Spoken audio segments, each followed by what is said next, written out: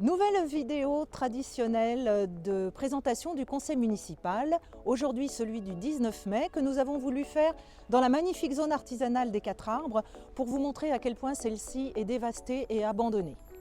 À ce conseil municipal, nous avons délibéré sur la mutualisation de la fête nationale du 14 juillet, non seulement cette année avec Maurepas, mais également avec la Verrière.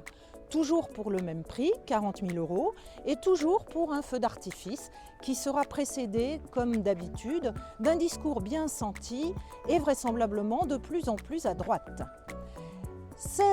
Nous sommes intervenus pour demander que cette fête, ce feu d'artifice soit précédé d'animations afin d'en faire une fête vraiment populaire que probablement la plupart des gens attendent cette année après les privations de toute l'année. On nous a répondu qu'il n'en était pas question car bien entendu l'unique but de cette mutualisation est de faire des économies et non pas de réjouir la population. Donc voilà, c'était non encore une fois.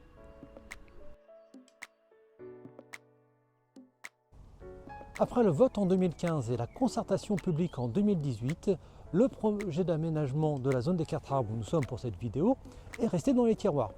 Il a fallu un acteur privé pour réveiller tout le monde. Il s'agit d'Intermarché qui a sollicité et Saint-Quentin-en-Yvelines et Elancourt pour acheter des terrains afin de permettre son agrandissement dans cette zone des 4 arbres. Le problème qui se pose, c'est que le projet d'aménagement de cette zone va donc devoir s'adapter à l'agrandissement de l'Intermarché, ce qui montre qu'il n'y a pas de vue d'ensemble de la part d'Elancourt, mais aussi de Saint-Quentin-en-Yvelines. Pourtant, ça fait plus de 6 ans que le projet dort. Au final, la majorité noie le poisson en saucissonnant les projets et les concertations publiques, en ne donnant pas de vision d'ensemble d'un projet d'aménagement des 4 arbres qui est attendu depuis tant d'années.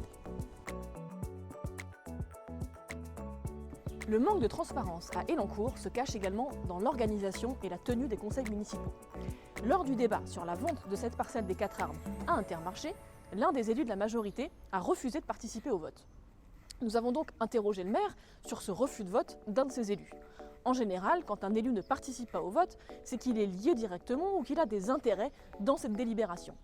Le maire a catégoriquement refusé de nous apporter la moindre explication, le moindre éclairage sur cette question pourtant simple et basique. Nous nous interrogeons donc, nous sommes inquiets sur ce refus systématique et catégorique d'apporter des éléments de réponse. Y aurait-il quelque chose à cacher sur cette vente de parcelles ?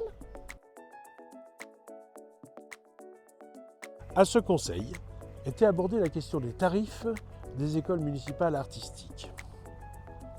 Mais derrière la question des tarifs se pose naturellement la question des quotients familiaux. Sachant que la plupart des élèves inscrits aux écoles artistiques sont des quotients maximum. Ou bien ça leur correspond à la réalité de la population. Tout le monde est au quotient maximum. Ou bien ce sont les quotients qui sont mal calculés et qui ne permettent pas, effectivement, à des élèves de familles moins favorisées de pouvoir accéder à ces propositions. Donc nous avons demandé, comme nous l'avons demandé plusieurs fois déjà, de connaître l'analyse des quotients au niveau de la ville pour pouvoir les comparer avec les quotients des élèves inscrits, savoir si la proposition correspond à quelque chose. Secondo, nous avons parlé juste avant du point correspondant au projet éducatif soutenu par le département, la CAF, etc. Quels sont les ponts qui sont faits entre ces propositions ponctuelles pour les étés et les projets des écoles municipales? Parce que là est le moyen de faire accéder à des élèves de milieux moins favorisés à ces propositions artistiques.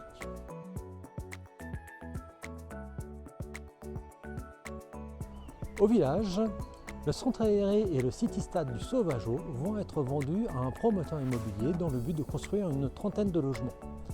Nous avons voté contre cette proposition. D'une part, puisque rien n'a été prévu pour l'aménagement au niveau du bruit, ces appartements vont être à proximité de la route départementale 12 qui est très bruyante, mais rien de prévu non plus pour les déplacements doux, ni pour le trafic routier supplémentaire qui aura lieu dans le village.